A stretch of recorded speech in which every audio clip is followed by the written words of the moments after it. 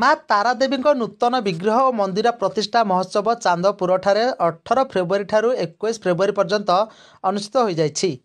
प्रत्येक दिन संध्यारे विभिन्न सांस्कृतिक कार्यक्रम यथा प्रत्याख्त दूरदर्शन प्रवक्ता डॉक्टर आशुतोष मिश्र, गायक विषाद रथ, अध्यापक फकीर मोहन चंपती, पंडित शरणानंद ओझा और साथी द्वारा प्रवचन भजन कार्यक्रम अनुष्ठित हो जाइछि। आध्यात्मिक परिवेश मध्य अंचलर बहु लोक आसी माँ को आशीष लाभ करिसंती।